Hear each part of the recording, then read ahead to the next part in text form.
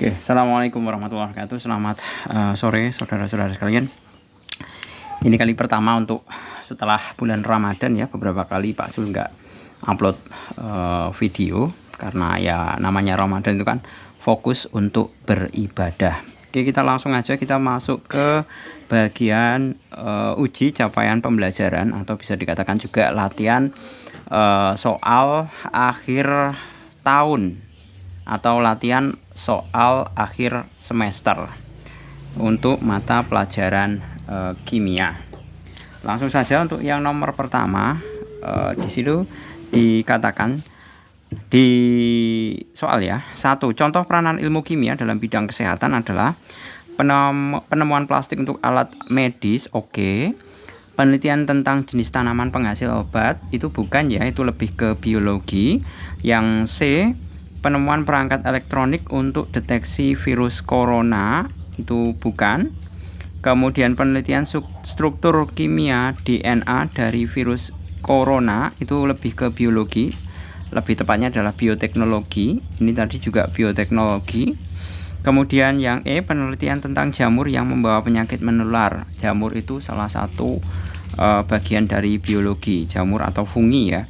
Jadi yang lebih tepat adalah penemuan plastik untuk alat medis. Jadi plastiknya itu bagian dari kimia, kemudian untuk alat medisnya itu bagian dari bidang kesehatan. Jadi jawabannya adalah yang A.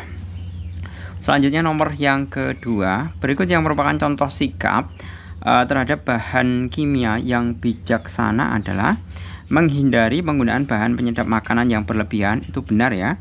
Penggunaan formalin untuk pengawet ikan asin, tidak mungkin formalin itu untuk mengawetkan mayat ya. Kemudian yang C, memanfaatkan tabir surya untuk yang mengandung merkuri. Merkuri itu berbahaya. Kemudian D, memanfaatkan freon untuk mesin pendingin ruangan. Itu bukan, karena freon itu dapat melubangi ozon. Kemudian yang E, mengganti daun dengan plastik untuk memasak makanan. Nah ini biasanya pada pedagang-pedagang gorengan ya, untuk biar lebih renyah gorengannya biasanya dicampur dengan plastik. Jadi jawaban yang tepat adalah yang A lagi. Jadi 1A, 2 juga A. Selanjutnya, salah satu langkah metode ilmiah adalah merumuskan masalah. Untuk dapat merumuskan masalah, peneliti dapat melakukan hal-hal berikut. Kecuali A, meningkatkan kemampuan literasi dengan membaca referensi atau studi pustaka. Itu benar ya. Dengan meningkatkan literasi itu maksudnya pemahaman terhadap bacaan tentunya dengan membaca. Kemudian membaca observasi lapangan untuk memastikan sumber masalah, ini juga benar. Melakukan wawancara kepada berbagai pihak yang terkait dengan masalah, itu juga benar. Menyimpulkan suatu peristiwa berdasarkan hasil pengamatan, itu juga benar. Sebentar. Ya, ini juga benar ya. Untuk merumuskan, yang namanya kita merumuskan masalah, itu kan kita tentunya tahu proses kejadiannya dulu. Jadi menyimpulkan suatu peristiwa berdasarkan hasil pengamatan, kayak semacam hipotesis seperti itu. Kemudian melakukan percobaan untuk mengambil data lapangan. Nah, melakukan percobaan untuk mengambil data lapangan itu merupakan bagian dari eksperimen, bukan dari merumuskan masalah. Jadi jawaban yang benar adalah yang E. Sebagaimana kita ketahui bahwa metode ilmiah itu langkah-langkahnya ya, kita ingat kembali, yang pertama adalah merumuskan masalah, kemudian yang kedua adalah merumuskan hipotesis atau dugaan awal, kesimpulan awal ya yang perlu diuji gitu. Kemudian yang ketiga melakukan eksperimen, kemudian yang keempat adalah menyimpulkan hasil eksperimen atau hasil percobaan. Kemudian yang terakhir, yang kelima adalah menguji kesimpulan dengan eksperimen pengulangan. Jadi kalau yang namanya eksperimen pertama kali itu kan tidak serta-merta itu menjadi sebuah kesimpulan umum. Jadi kita memerlukan eksperimen lanjutan atau tentunya harus dilakukan dengan beberapa kali eksperimen untuk membuktikan keabsahan atau kebenaran dari kesimpulan yang akan kita tuliskan dalam kesimpulan. Oke, kita lanjutkan nomor yang keempat. Berikut ini beberapa perilaku yang dapat membantu untuk mengatasi perubahan iklim akibat pemanasan global. akibat adanya pemanasan global, kecuali membakar sampah daun dan mendaur ulang plastik itu benar ya. Kemudian bepergian dengan naik kendaraan umum daripada membawa mobil pribadi itu benar. Tidak menggunakan pendingin ruangan jika tidak sangat perlu benar.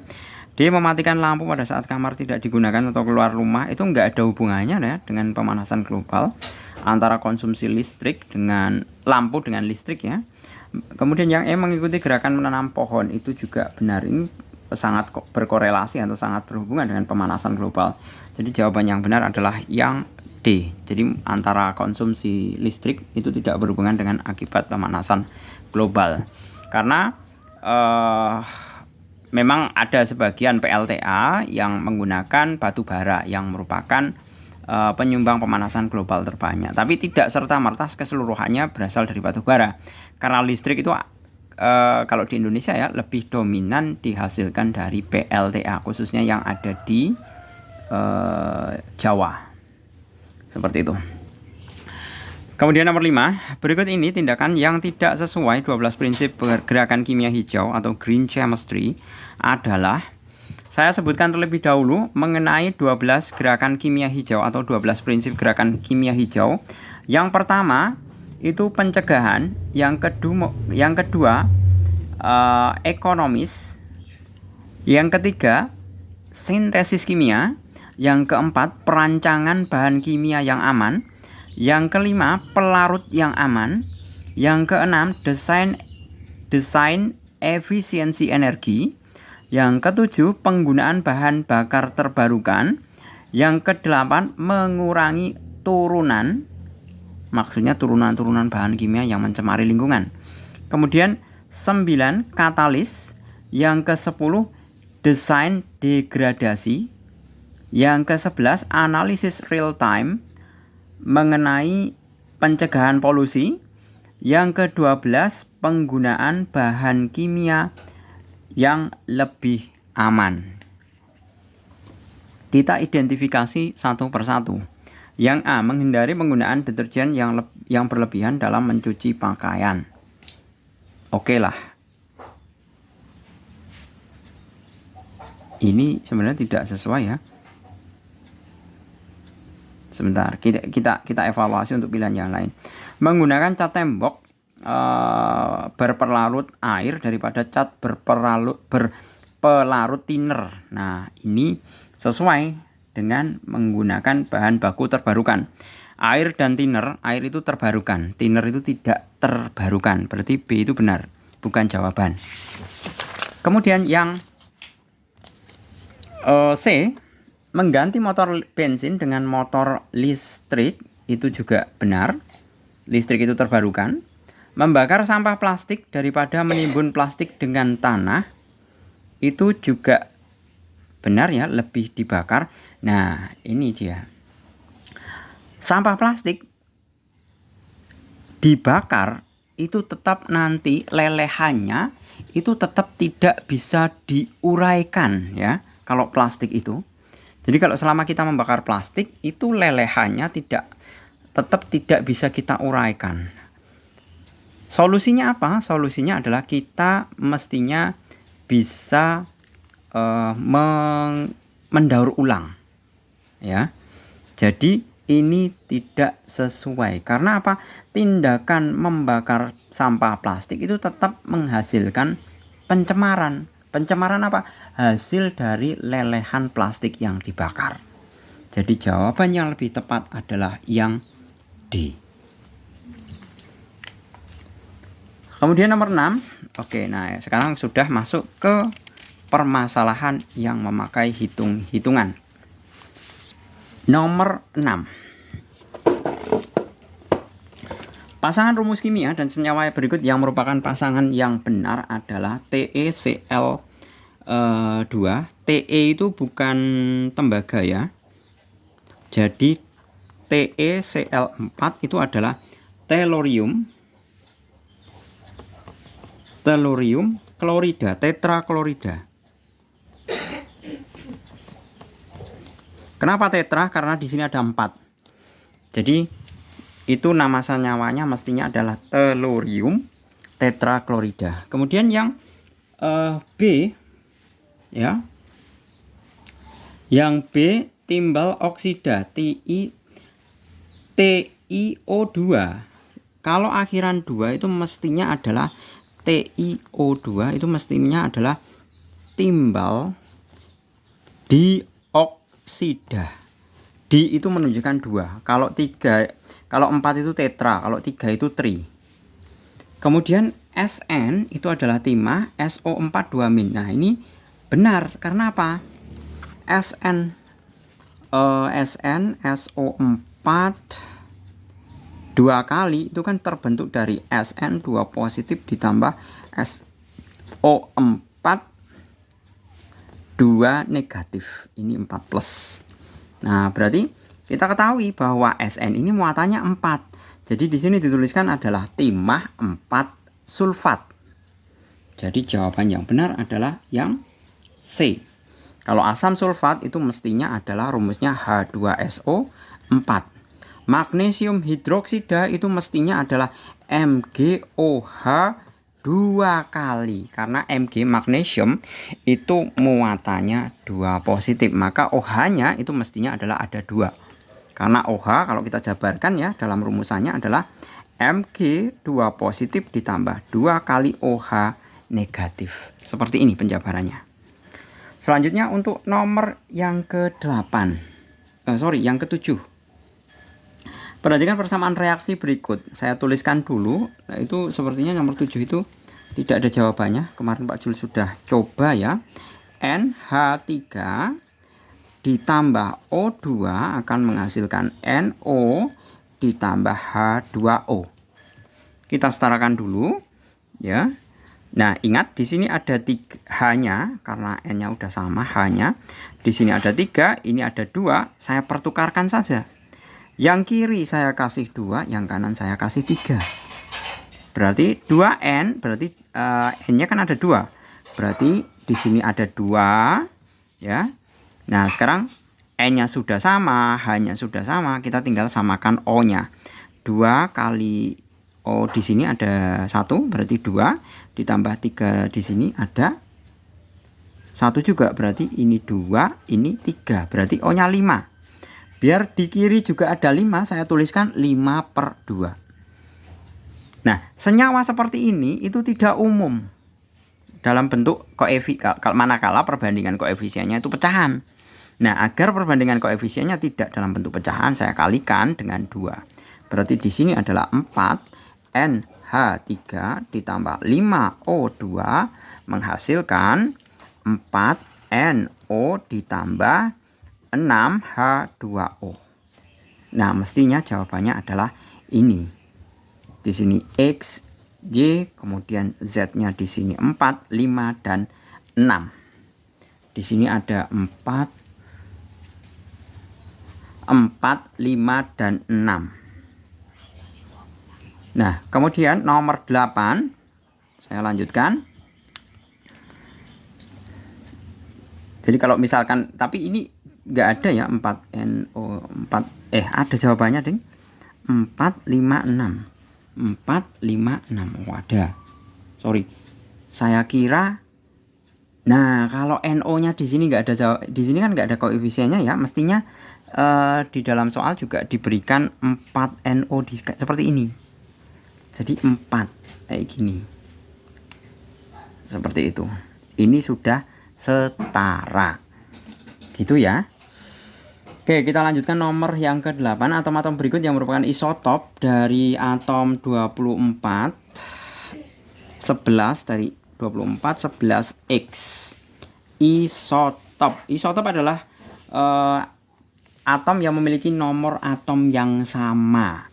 Yang nomor atom yang sama. Kalau yang atas itu nomor massa, yang bawah itu nomor atom. Jadi 24 itu nomor massa, yang kecil itu nomor atom. Kalau nomor atomnya 11, cari aja yang di sini yang nomor atomnya 11. Yang mana? Yang Na, yang B. Seperti itu. Kemudian kita lanjutkan nomor yang ke-9. Elektron valensi yang terdapat pada atom 31 di situ 15P. Nomor 9 fosfor 1531. Kalau kita jabarkan, ingat bagaimana kita mengurai ya sesuai dengan urutan konfigurasi elektron. 15 berarti 285. Berarti elektron valensinya adalah 5 yang D. Selanjutnya untuk yang nomor 10, pernyataan yang tidak benar tentang unsur-unsur yang terletak dalam satu golongan pada sistem periodik unsur adalah sistem periodik unsur dalam satu golongan. Kalau dalam satu golongan itu adalah dari atas ke bawah. Jadi golongan 1A, 2A, sampai dengan 7A, 8A, bahkan juga golongan B. Nah, jadi cara bekerjanya seperti ini. Ini golongan. Tapi kalau ke sana itu namanya periode. Jadi kalau satu golongan itu sifat-sifatnya adalah mempunyai sifat kimia yang mirip, itu benar. Dari atas ke bawah jari-jarinya semakin panjang, itu benar. Karena apa? Karena kulitnya semakin bertambah. Jadi dari atas ke bawah itu kulitnya semakin banyak. Kulitnya semakin banyak. Kalau kulitnya semakin banyak itu berarti jari-jarinya semakin panjang. Yang B itu juga benar. Kemudian yang C, semakin ke bawah semakin kuat sifat logamnya, itu benar. Kemudian yang D, semakin ke bawah semakin mudah melepaskan elektron valensinya, itu juga benar. Sedangkan yang mana? Yang nomor berapa nih? Yang nomor yang pilihan yang option yang E, dari atas ke bawah elektron valensinya semakin banyak. Nah, itu salah. Kalau dari atas ke bawah itu mestinya adalah kulitnya yang semakin banyak. Kalau elektron valensi itu yang dalam satu periode. Jadi dari kiri ke kanan itu elektron valensinya semakin bertambah. Jadi kalau dalam satu golongan, yang A, B, C, D tadi itu semuanya benar. Yang tidak benar adalah yang E. Kita lanjut nomor 11. Atom suatu unsur mempunyai konfigurasi elektron 2, 8, 18, dan 5. Maka unsur tersebut dalam sistem periodik unsur terletak pada, oke, kita identifikasi terlebih dahulu ya, mengenai konfigurasinya. Nomor 11. 11 itu 2, 8, 18, 5. Nah, pada kulit yang keempat, ini kulit 1, 2, 3, 4 itu konfigurasinya 2 dan 3. Atau kalau saya tulis lengkap ya. Saya tulis lengkap maka seperti ini. 4S2, 4P3. Kenapa 4? Karena ini merupakan kulit keempat. Jadi ini 2, ini kulit pertama, kulit ketiga, kulit kedua, kulit ketiga, kulit keempat. Sama kulit, masing-masing kulit itu nanti konfigurasinya sama seperti yang kemarin saya katakan, atau di video short yang saya upload di YouTube ini juga mengatakan konfigurasinya sama. 2, 8, 18, 32 dan seterusnya. Seperti itu. Jadi 11 jawabannya adalah karena berakhir pada kulit 4S2 dan 4P3, maka golongannya adalah golongan 5A, periodenya periode 4. Jadi golongannya dilihat dari valensinya, kemudian periodenya dilihat dari jumlah kulitnya. Diingat, golongannya dilihat dari valensinya, periode dilihat dari jumlah kulitnya. Seperti itu. Itu untuk yang nomor ke-11. Oke, gitu. Nomor 12. Di antara pasangan senyawa berikut yang keduanya berikatan ionik adalah ikatan antara unsur logam dengan unsur non-logam. Nomor 12. Oke, kita lihat HCl ini non logam berarti dia bukan ionik. H2O bukan ionik. SF2 sulfur dan fluor.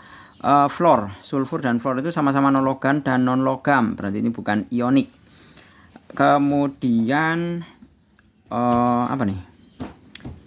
Kalium oksida dan kalsium klorida. Nah, ini adalah ionik. Ya. Karena kalsium itu logam, oksigen itu non logam, ini kalium ya. Kalium logam, oksigen non logam, CaCl2 atau kalsium klorida.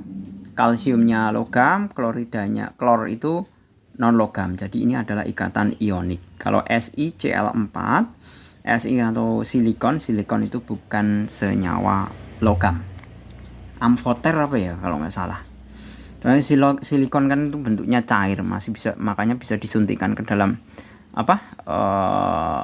biasanya itu wanita-wanita itu yang pengen hidungnya mancung atau pipinya pengen dibuat tembem atau pengen payudaranya pengen besar itu kan, atau bahkan pantat kalau pengen besar ya disuntik silikon. Nah, itu kan berbentuk cair. Jadi lebih lengkapnya kalau pengen mempelajari tentang SPU ya, itu bisa dipelajari di SPU ya. Itu kan nanti ada bagian-bagian mana yang logam, mana yang gas mulia. Kalau gas mulia itu yang paling kanan, kemudian yang logam-logam itu biasanya paling kiri. Kemudian di antara batas logam dan non logam itu nanti ada senyawa amfoter. Jadi amfoter itu merupakan batas antara logam dengan non logam. Ada kalanya bersifat logam tapi bentuknya non logam, ataupun sebaliknya bentuknya non logam tapi sifatnya logam, seperti itu. Jadi ada batasannya. Kalau di SPU itu ada garis batasnya, seperti itu. Oke, kita lanjut nomor 13 yang merupakan ikatan kovalen rangkap adalah jelas yang nomor 13 ini adalah yang ketiga, kovalen rangkap 3 ya. Ini kovalen sebentar. Kovalen rangkap yang benar adalah yang kedua ya. Satu ini sama-sama hitam di sini ya.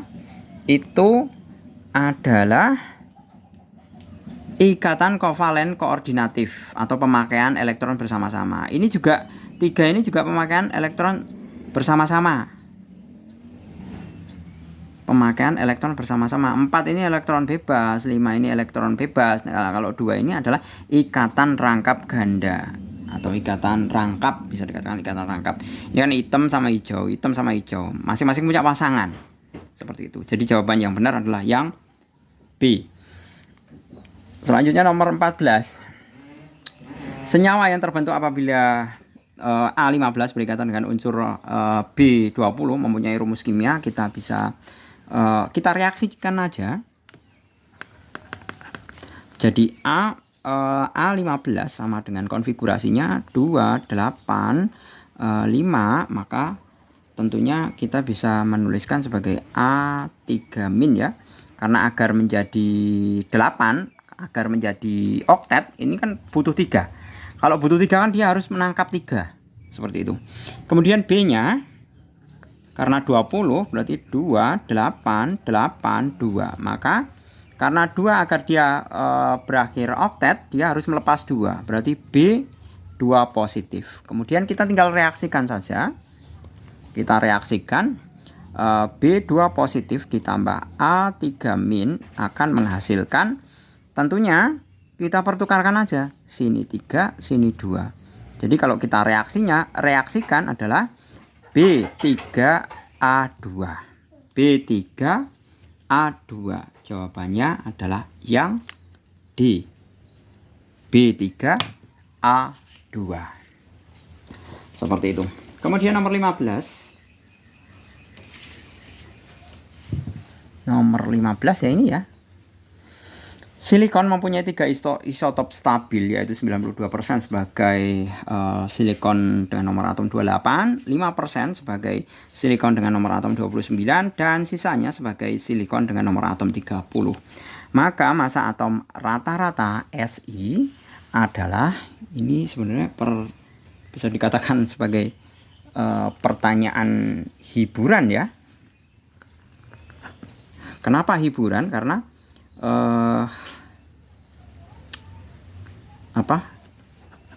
kita tinggal menghitung saja. Jadi 92% dikalikan 28 ditambah 5% dikalikan dengan 29 ditambah. Nah, dilihat ini 90 sudah ada 92 kemudian ditambah 5%, berarti kan kalau kita jumlahkan itu berarti 97%. Berarti sisanya adalah 3%. Nah, 3% itu dikontribusikan untuk silikon dengan nomor atom 30. Jadi tinggal kita kalikan dengan 30, kemudian kita jumlah. Ini silahkan dievaluasi lagi dengan menghitung sendiri ya.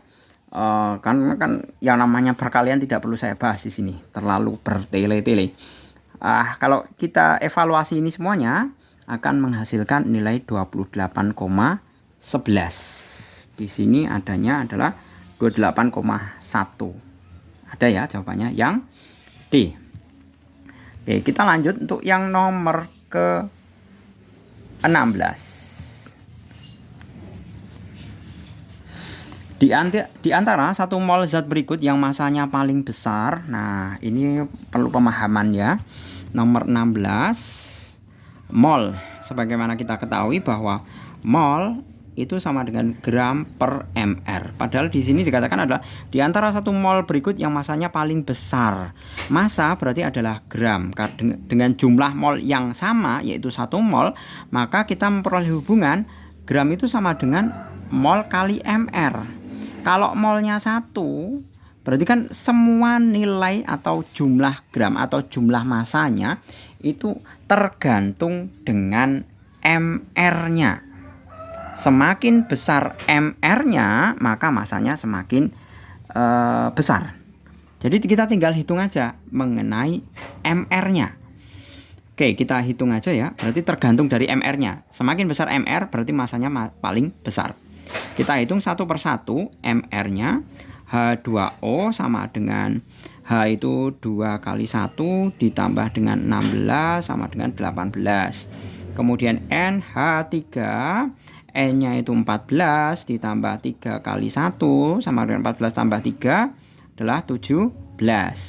Kemudian HCl, H-nya itu 1, Cl itu 35,5, berarti mr-nya 36,5. Kemudian CH4, C-nya adalah 12 ditambah 4 kali 1 sama dengan 12 tambah 4, 16 ya.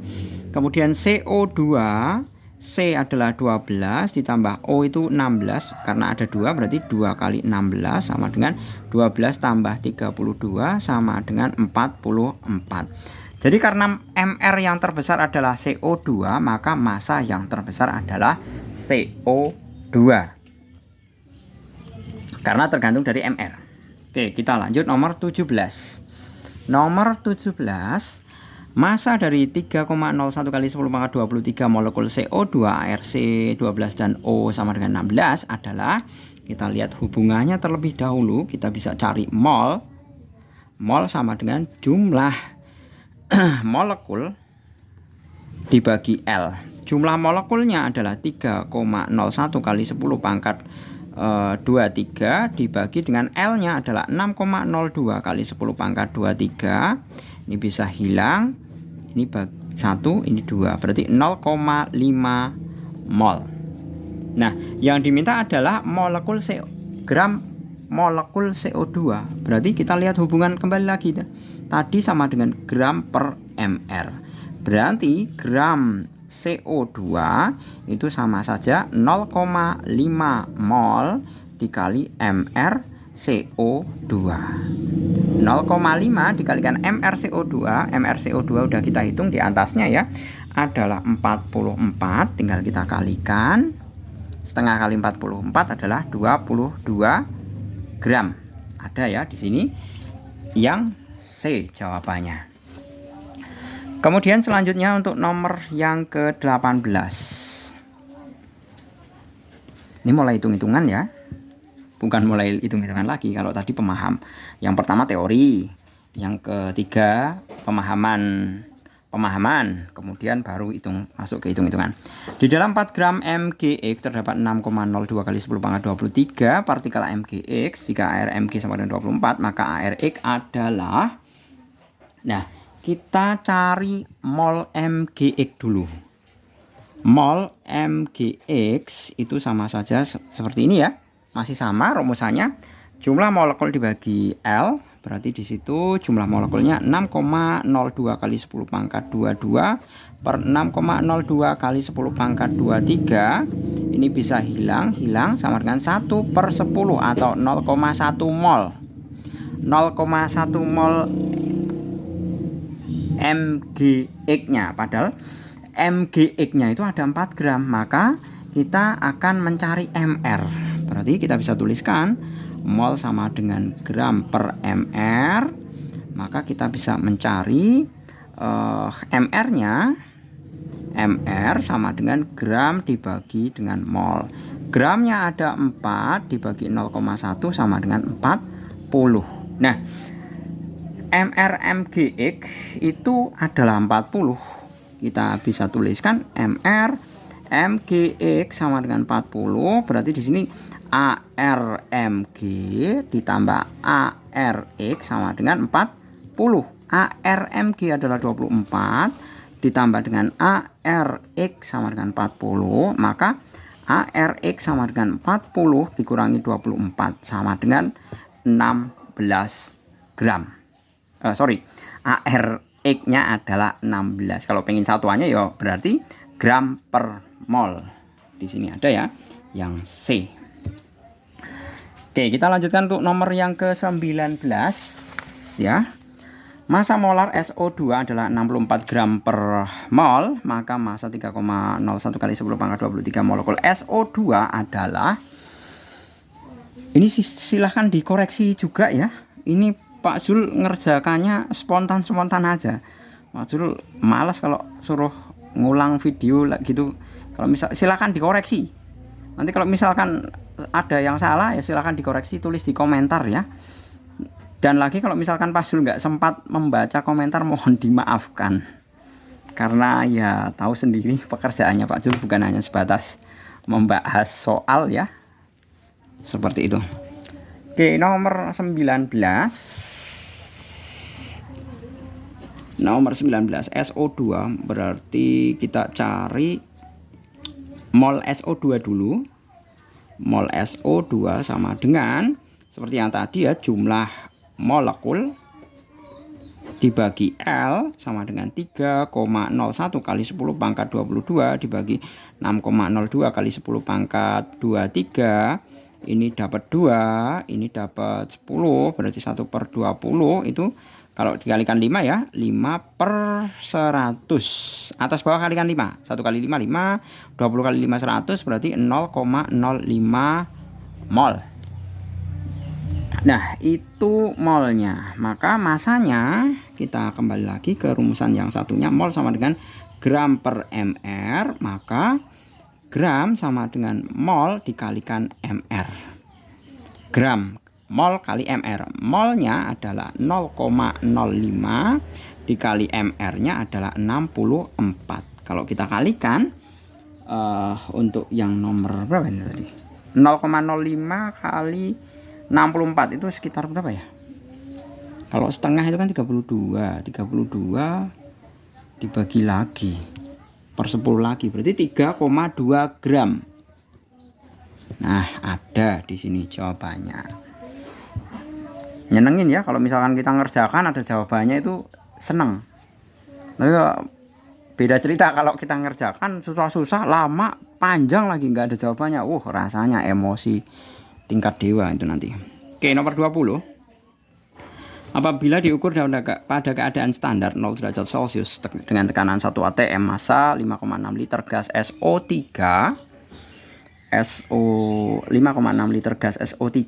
RS sama dengan 32, O sama dengan 16 adalah, ini masih konsep mol ya. Mol itu sama dengan volume dibagi 22,4, maka kita bisa ketahui molnya. Mol sama dengan 5,6 dibagi 22,4, bisa hilang dapat 1, ini dapat 4 sama dengan 0,25 mol. Nah, yang ditanya adalah masanya, sama seperti ini ya rumusnya, massa atau gram. Gram sama dengan mol dikali mr. Gram sama dengan mol kali mr-nya. Molnya 0,25 dikalikan dengan apa itu? mr-nya kita hitung di sebelahnya ya. mr SO3S-nya adalah 32 ditambah 3 kali O-nya itu 16. Berarti 32 ditambah 3 kali 16 itu 40. Bentar. 30 3 kali 6 48 ya. 48 sama dengan 80. Berarti 0,25 atau 1/4 kali 80 sama dengan 1/4 kali 80. 80 bagi 4 adalah 20 gram. Ada ya yang E. Kemudian nomor 21. Ini durasinya agak panjang ini. Unsur X yang masanya 3,2 gram bergabung dengan oksigen membentuk 5,6 gram senyawa X2O3. Jika AR O sama dengan 16, maka ARX adalah, nah kita bisa tuliskan dulu. Di situ dikatakan X dengan O2 ya, berarti X ditambah O2 akan menghasilkan X2O3. Nah, seperti ini. Kita tinggal samakan saja. Berarti sebentar. Ini 3, ini 2. Tukar aja. 3, 2. Berarti ini 4. Karena apa? 2 kali 2 kan ini X-nya di sini 4. Ini tinggal ditambahkan 4. Jadi kita cari, ini ada mulai sulit ini. Kita harus membandingkan mol ini nanti. Kita lihat dulu permasalahannya. X yang masanya 3,2 gram bergabung dengan oksigen membentuk 5,6. Nah, X-nya 3,2 gram. Ini 5,6 gram. Nah, sesuai dengan hukum Proust atau hukum perbandingan tetap, jadi massa sebelum reaksi dengan massa sesudah reaksi itu sama, ya kan? Berarti kalau di sini hasil reaksinya 5,6 gram atau reaksinya yang sebelah kiri itu 3,2 gram untuk yang X saja, maka kita bisa menghitung O2-nya. Bagaimana menghitung O2-nya? O2-nya adalah 5,6 dikurangi 3,2. Tinggal kita kurangkan, ini 4, ini 1. Berarti untuk O2-nya adalah sebentar. 6 kurangi 2 itu 4 bener. 5 kurangi 3 kok 1 itu loh. 5 kurangi 3 adalah 2. Berarti 2,4 gram untuk O2-nya. Kita hitung mol O2-nya dulu. Yang kita tahu AR-nya. Kenapa kita tidak menghitung ARX-nya? Karena kita tidak tahu gitu. Jadi kita hitung mol O2-nya. Mol O2 sama dengan 2,4 gram dibagi mr sesuai dengan rumusannya. Ya, 2,4 gram dibagi mr O2, mr saya tulis dulu ya. Ini rumusnya mol sama dengan gram per mr. Nah, mr O2 O16, kalau O2 berarti 16 kali 2 berarti 32 sama dengan berapa ini? Dibagi MrO2. Sebentar. Aduh, Pak Jul haus. Tak minum dulu.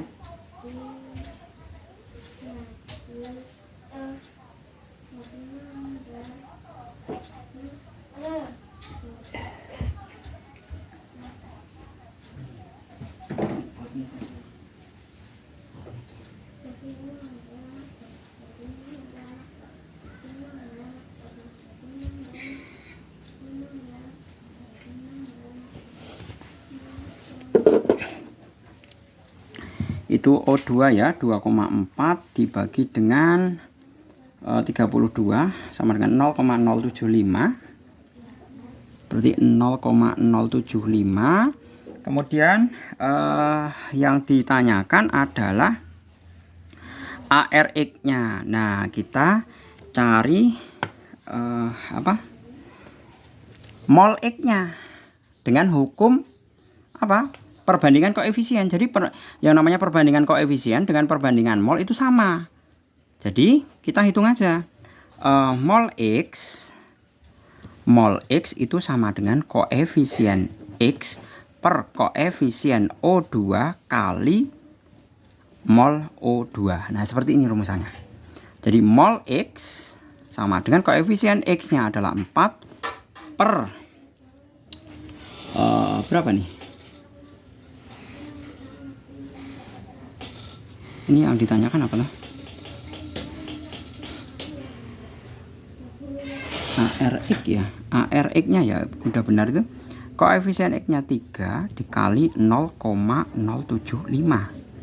Nah, ini kan bisa hilang 0,025. Ya, berarti 4 kali 25 kan 100 per 1000.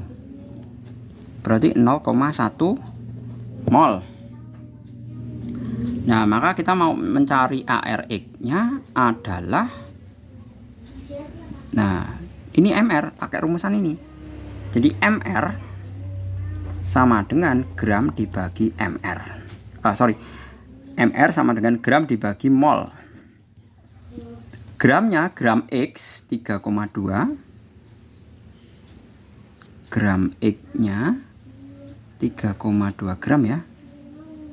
3,2 gram dibagi 0,1 sama dengan 32. Nah, sudah ketemu jawabannya. Ini udah bener ya, 6ORO nya 16. Kalau O2 itu kan berarti kan 32. Ini 0,075 benar. 0,075, koefisien O nya itu 3. Ya udah benar. Nah, 32 ya. Tapi ternyata di sini tidak ada.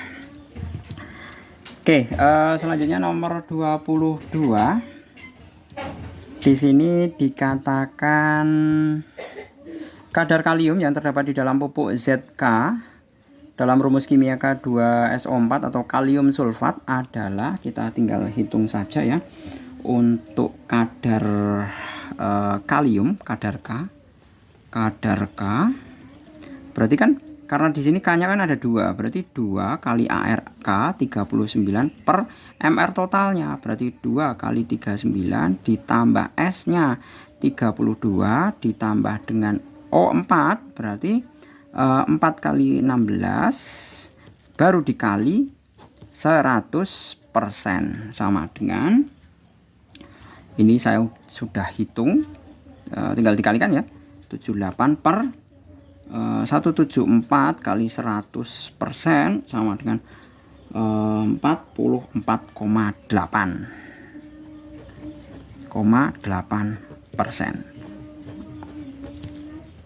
44,8% ada yang B.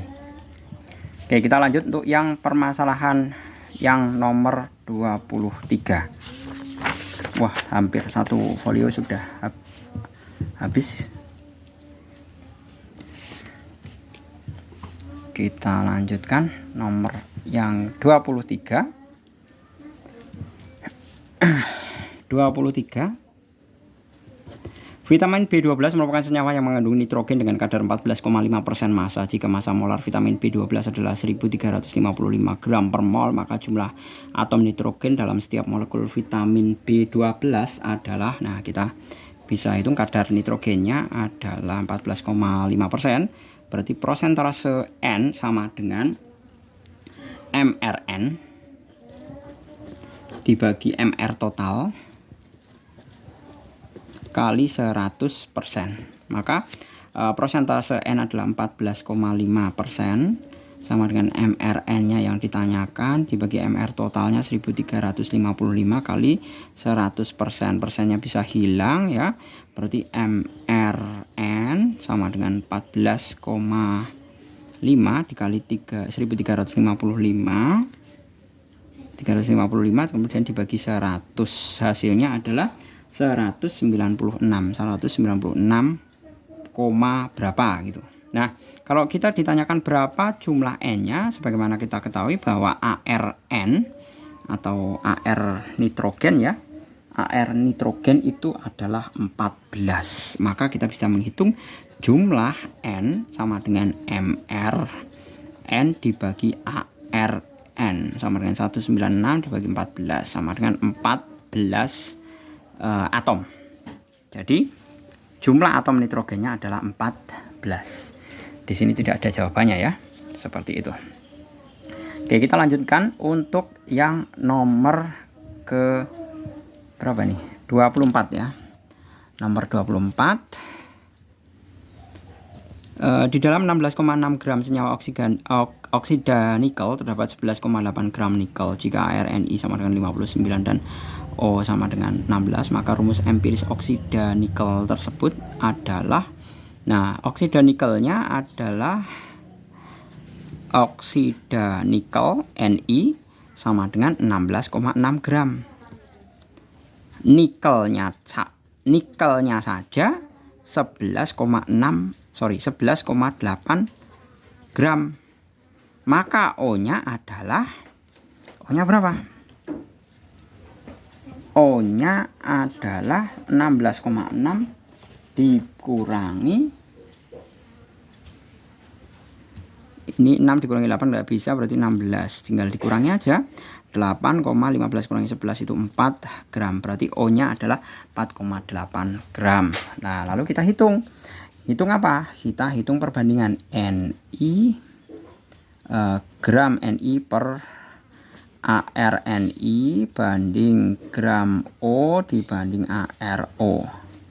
Maka gram nikelnya adalah 11,8 dibagi ArNi 59 dibanding dengan O-nya adalah 4,8 dibagi dengan 16.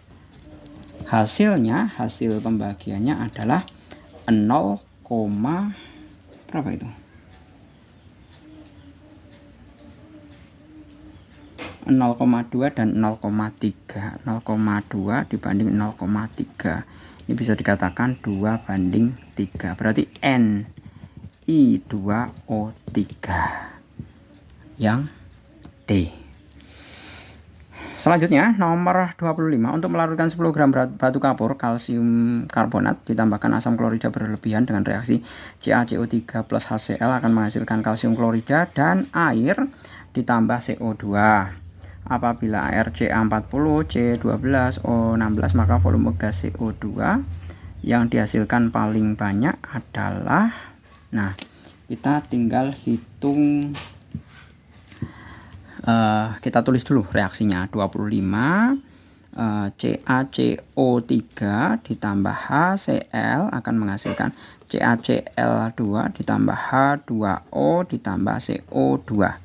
Nah, kita lihat dulu di sini CaCO3. Ca-nya 1, Ca-nya 1 benar sudah setara.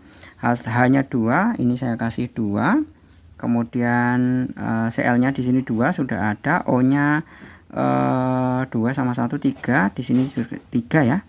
C-nya 1. Berarti ini sudah setara. Kita cari mol batu kapur dulu.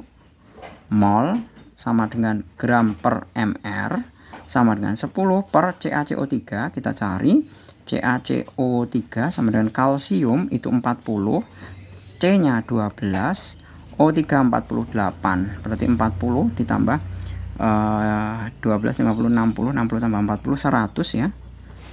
100 ini hilang 0,1 mol. Nah, 0,1 mol. Padahal yang ditanyakan adalah gas CO2-nya. Kita pakai perbandingan koefisien, maka mol CO2 sama dengan koefisien CO2 per koefisien CaCO3 kali mol CaCO3. Berarti koefisien CO2 itu 1, CaCO3 itu 1 kali 0,1 sama dengan 0,1 mol. Jadi sama, mol CO2-nya juga 0,1 mol. Baru kita cari gas, volume gasnya.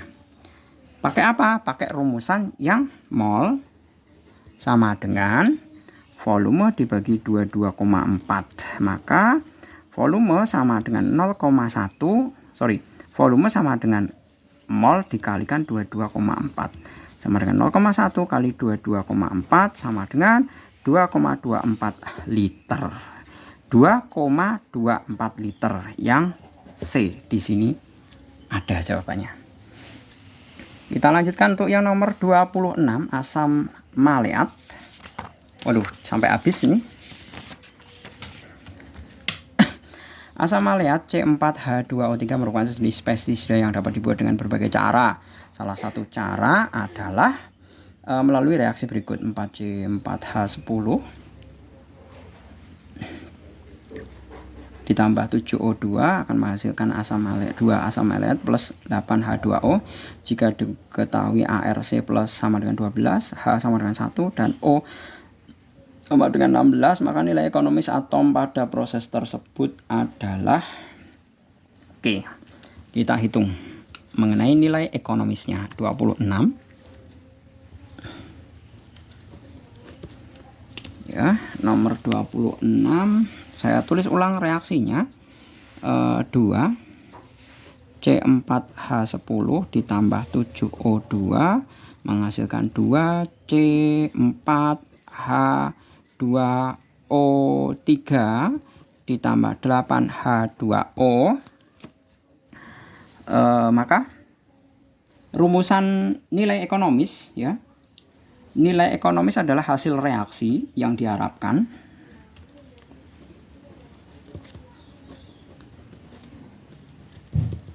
sama saja AR-nya ya. Nilai ekonomisnya MR yang diharapkan dibagi MR total reaksi kali 100%. Nah, kita hitung satu persatu aja. Berarti di sini ya, C4H10 sama dengan 4 kali C-nya 12 ditambah 10 kali 1 sama dengan 48 tambah 10 sama dengan 58. Berarti kemudian O2 sama dengan 2 kali 16 sama dengan 32.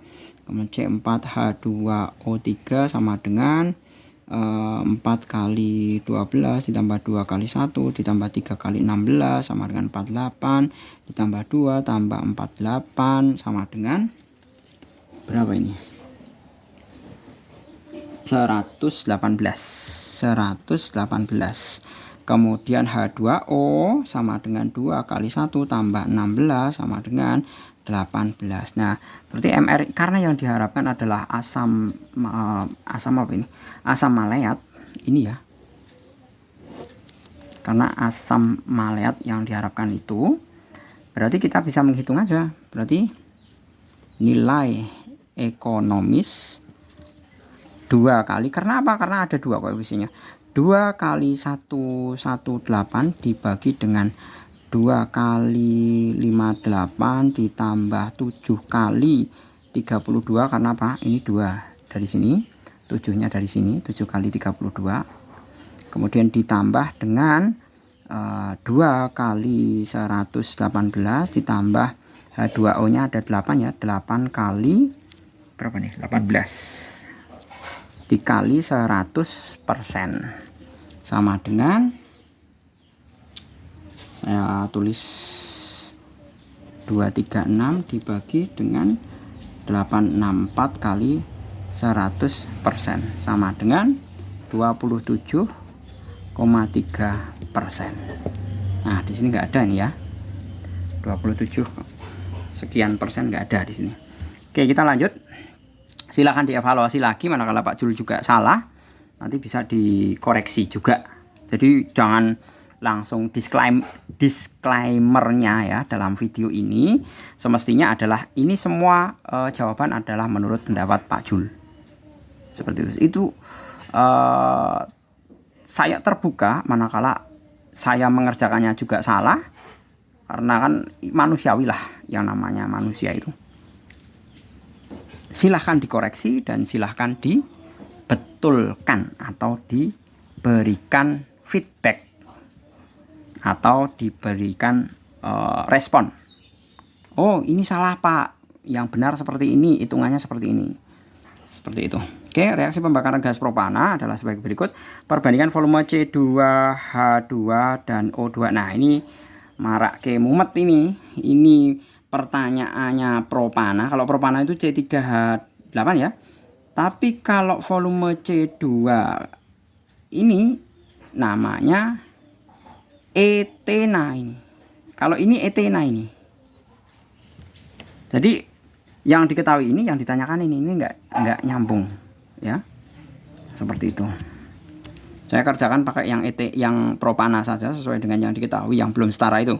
C3H8 ditambah O2 jadi CO2 ditambah H2O.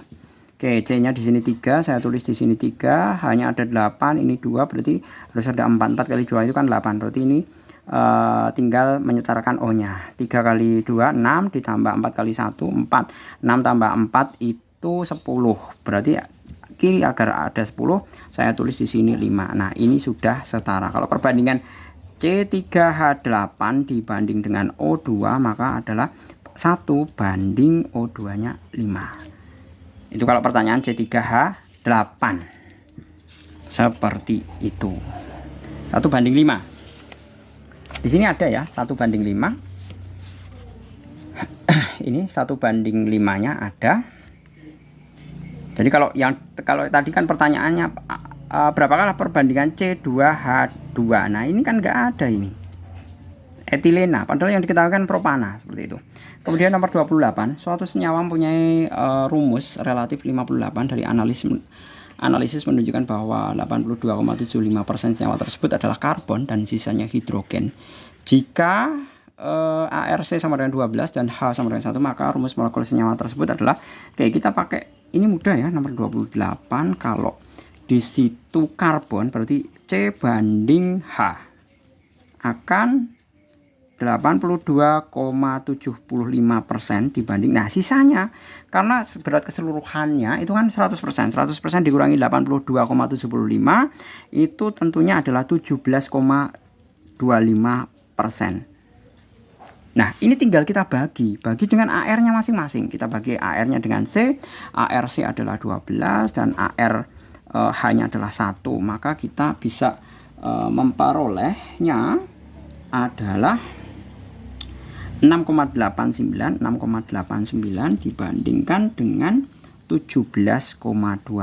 Nah, ini juga sama saja dengan 4 banding 10.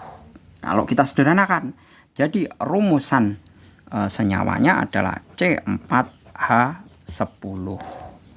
Seperti itu. Kok bisa dapat 4 sama 10, Pak? Itu saya bagi dengan 1,75. Ini saya bagi dengan 1,75. Seperti itu. Gitu ya. Kemudian nomor 29. Volume aqueous yang harus ditambahkan ke dalam 10 ml larutan H2SO4 pekat 18 ml agar didapat larutan H2SO4 2 molar. Ini 18 molar ya, sorry. Adalah, nah ini pakai perbandingan, perbandingan persamaan. 29 berarti V1 kali M1 sama dengan V2 kali M2. V1 nya 10 mili kali 18 sama dengan V2 nya dicari, M2 nya 2 molar, berarti V2 sama dengan 180 dibagi 2 sama dengan 90 mili. Volume tambahannya hanya sama dengan 90 mili ya, dikurangi 10 mili. Volume awalnya kan 10 mili, jadi 90 mili. Berarti ditambahin berapa dia? Berarti otomatis dia ditambahin 90 kurangi 10 adalah 80 mililiter. Ada ya di sini yang D. Kemudian nomor 30, nomor yang terakhir. Waduh, hampir 1 jam ya, 30 soal. Gas CO2 dialirkan ke dalam larutan jenis kalsium hidroksida hingga terjadi reaksi berikut, kalsium hidroksida dan CO2. Jika gas CO2 yang telah bereaksi sebanyak 0,1, saya tulis reaksinya dulu. CaOH, ingat 2 kali, ditambah CO2 akan menghasilkan kalsium karbonat ditambah H2O. Jika gas CO2 yang telah bereaksi sebanyak CO2-nya ada 0,1 mol, maka endapan CaCO3 yang terbentuk adalah, kita lihat dulu, kita apakah dia sudah setara atau belum. Kalsium 1, ini 1, C-nya 1, sini 1, O-nya 3 sama 1, 4, ini 2 sama 2, 4 ya. 4 juga ya. 4 berarti udah sama ya. Hanya 2, ini juga 2. Berarti karena dia sudah setara, kalau CO2-nya ini 1, koefisiennya 1, kalsium karbonatnya 1, berarti kalsium karbonat ini juga 0,1 mol. Seperti itu. Jadi kita tinggal menghitung massa endapannya dari konsep mol sama dengan gram dibagi mr, maka gram CaCO3 itu sama saja mol kali mr. Nah, molnya 0,1 mol dikalikan mr CaCO3 atau kalsium karbonatnya. Kita lihat tadi kalsium karbonat itu sebentar, AR-nya berapa ya tadi? Nah, ini dia kalsium karbonat. Jadi CaCO3 ini mr-nya adalah 100 ya. Berarti kita tinggal ngalikan saja. 0,1 kali 100 sama dengan 10 gram. Nah, di sini ada jawabannya. Alhamdulillah selesai. 1 jam lebih 1 menit untuk 30 soal. Oke, gitu ya. Silakan dipelajari, di murojaah, dicoba dikerjakan kembali tanpa harus melihat video. Mestinya bisa. Semoga bisa mendapatkan hasil yang memuaskan untuk nilai ujian akhir semester yang kedua. Gitu ya. Sampai ketemu di pelajaran kimia tahun ajaran baru tahun 2023 yang akan datang. Semoga sukses. Saya akhiri. Terima kasih. Selamat sore. Assalamualaikum warahmatullahi wabarakatuh.